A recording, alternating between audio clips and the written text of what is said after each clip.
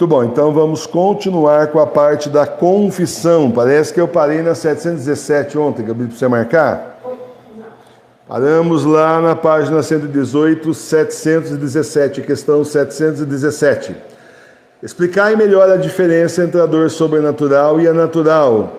Quem se arrepende por ter ofendido a Deus infinitamente bom e digno em si mesmo de ser amado, por ter perdido o paraíso e merecido o inferno, ou então pela malícia intrínseca do pecado, tem dor sobrenatural, porque esses são motivos fornecidos pela fé. Então, a gente tem que pensar que nós acabamos de ofender o Senhor quando a gente peca, acabamos de ofender ao Senhor e por isso merecemos o inferno. Então, além de magoarmos o Senhor, ainda por cima, estamos aí fadados, nos afastamos dele, estamos sujeitos aos perigos desse mundo e para piorar a situação, mais do que o normal, né? E para piorar a situação, ainda por cima, sujeitos ao inferno. Quem, ao contrário, se arrepende só pela desonra ou castigo que lhe vem dos homens, ou por algum prejuízo puramente temporal, tem dor natural, porque se arrepende só por motivos humanos. Então, assim, você faz uma coisa que é pecado, você mente. E ao invés de você perceber, menti, pequei contra meu Deus, agora sim errei feio, ofendi ao Senhor e ao meu Deus, que eu não posso falar mentira, isso é pecado. Ao invés disso, você ficar só com outra dor, assim, tipo, menti, agora vão me pegar na mentira, estou frito, vou ficar desmoralizado. Isso são coisas humanas. A primeira parte, você está com a preocupação, um arrependimento sobrenatural. A outra é um arrependimento natural, você está preocupado só com as consequências no mundo. São dois arrependimentos diferentes. Tudo é arrependimento? Quase, porque na verdade não é bem assim, né? Um arrependimento perfeito é aquele que você se arrepende por ter ofendido a Deus. Mas você não vai conseguir chegar nesse nível se você não conseguir conhecer mais a Deus.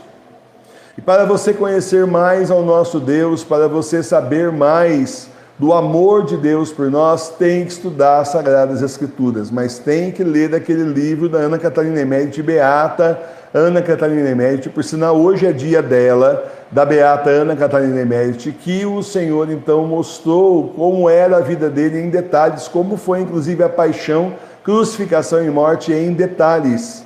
Quando você vê tudo que Jesus passou por nós, quando você começa a ver, você já sabe na hora que você não merecia nada disso.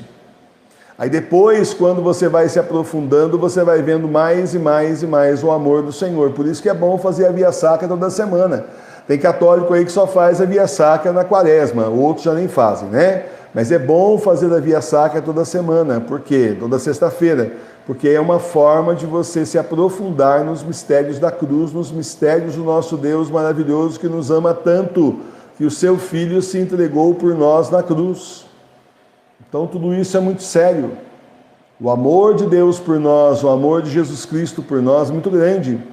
É justamente por isso que esse mundo ainda não foi dizimado. Está para ser, mas ainda por enquanto não foi. Justamente pelo grande amor que o Senhor tem por nós. Certo? Só vai entender isso quando você estudar mais. Estudar o catecismo, estudar aí as escrituras. Né? Por isso nós rezamos todo dia aqui, estudando também as escrituras, 6 horas da manhã ao vivo, meio-dia ao vivo, 18 horas ao vivo, depois às 22 horas. Tem também a parte de oração e a parte de formação, que é para você entender quem é esse Deus, quem é o nosso Deus, de verdade, quem é Ele, como Ele pensa, o que Ele acha que é certo, o que Ele diz que é errado. Porque o que Ele disser que é certo, o que Ele disser que é errado. Só existe essa verdade. Tudo mais é mentira. Nem o inferno não tem uma verdade própria. O inferno sabe o que é errado, então eles fazem o errado. Fazem a pessoa fazer errado, inspiram o erro para os homens e mulheres para que todos pequem. Pequem contra Deus. Porque se o inferno não soubesse, não, aqui é a nossa verdade, bom, então aí acabou a guerra espiritual. Mas não é assim. A verdade única e absoluta que existe é a de Deus. O resto é tudo mentira. O que for diferente do que Deus fala é errado. Pronto. Por que a dor deve ser suma? A dor deve ser suma porque devemos considerar e odiar o pecado como o maior de todos os males, uma vez que é a ofensa a Deus o sumo bem. Para ter dor dos pecados, é porventura necessário chorar como às vezes se chora pelas desgraças desta vida? Não é necessário que materialmente se chore pela dor dos pecados, mas basta que no íntimo do coração se deplore mais o ter ofendido a Deus do que qualquer outra desgraça. Então a questão é essa: quantas vezes você não está com dor, mas você não sai chorando, só que você sente uma dor, né? É por dentro aquela dor.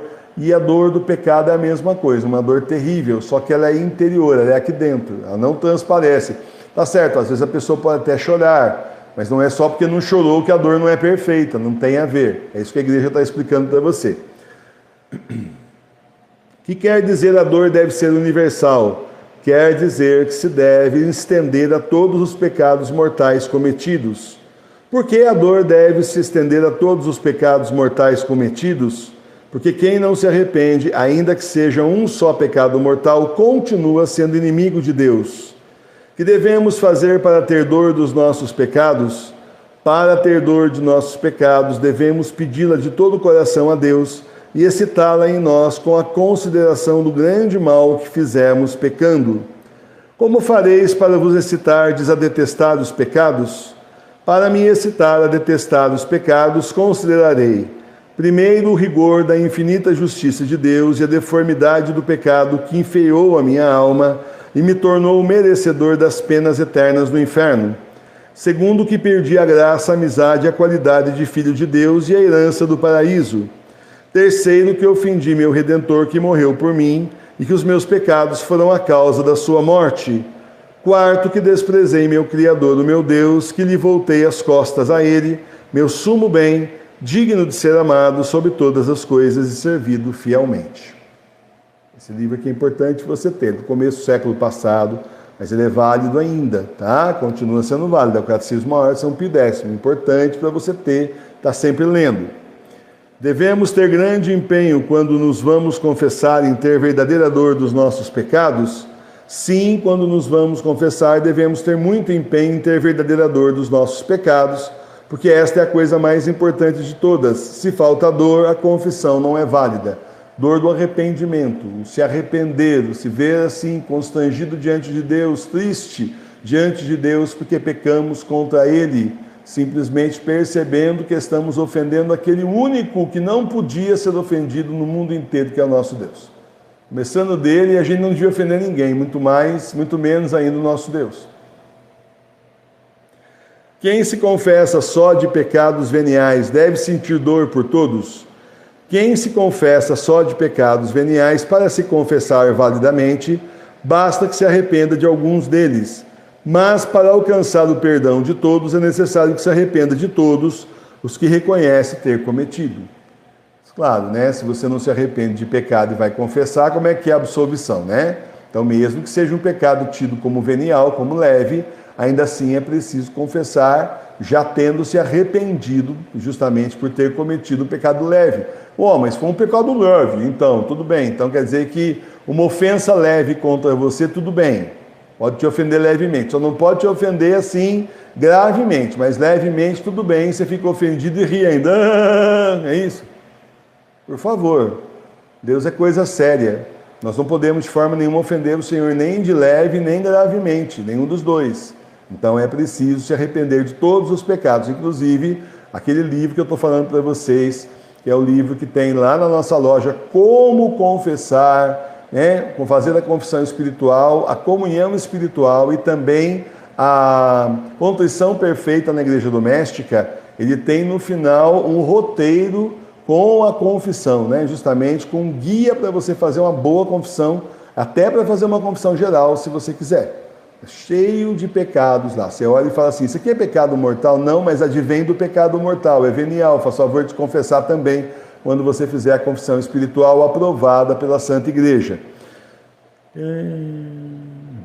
Que convém fazer para tornar mais segura a confissão só de pecados veniais?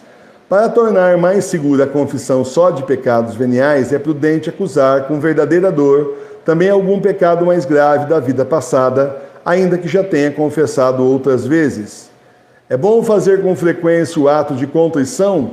É coisa boa e muito útil fazer com frequência o ato de contrição, principalmente antes de se deitar e quando se tem certeza ou dúvida de ter caído em pecado mortal, para que recuperar mais depressa a graça de Deus. Tá feio, hein? Para recuperar mais depressa a graça de Deus. é útil, sobretudo, para alcançar mais facilmente de Deus a graça de fazer semelhante ato na ocasião de maior necessidade, isso é, em perigo de morte. Então é assim, nós chegamos na contrição perfeita. Você precisa praticar a contrição perfeita, que é o arrependimento pleno dos seus pecados. Isso é uma coisa que se pratica. Não é uma coisa que simplesmente hoje você fala, vou fazer a contrição perfeita, começa hoje, está tudo certo. Normalmente leva um tempo. Você vai aprendendo a fazer esse tipo de contrição. E é importante porque na hora da sua morte, onde é que você vai arrumar um padre válido? Está difícil, você sabe disso. Que esteja com o Papa Bento XVI, caso você morra antes do Senhor voltar, né? Porque o Senhor está voltando aí, está bem perto, depois do Anticristo, depois dos 3 dias de escuridão, aí então vem São Pedro e São Paulo, estabelecem e nomeiam um último Papa, que é Pedro dos Romanos, e aí então vem justamente o Senhor volta para nos julgar, para julgar os vivos e os mortos. Mas vamos supor que a pessoa morra antes disso. E aí como é que faz? Tem que ter a contrição perfeita. Contrição perfeita, perfeito arrependimento de todos os seus pecados. E isso se pratica, vai se praticando, né? Conhecendo cada vez mais a Deus, andando mais na estrada da conversão. É por isso que nós rezamos todo dia aqui, 6 horas da manhã, meio-dia, 18 horas e 22 horas ao vivo. A liturgia das horas é a liturgia da santificação das horas. Que a igreja nos ensina a fazer, a igreja nos recomenda a fazer essa oração. Nós aqui na paróquia estamos com a liturgia das horas do Apocalipse para nos preparar justamente para o juízo final. E como fazer isso? Conhecendo mais o nosso Deus. Então nós vamos desde o Antigo Testamento até o Novo Testamento, à noite, justamente para que a gente possa entender mais quem é Jesus, quem é Deus, o que eles pensam, o que eles dizem que é o certo, o que eles dizem que é o errado. Eles determinam, na verdade, com força de lei aí, e o que é que nós temos que fazer para estar sempre no caminho da conversão, tá bom?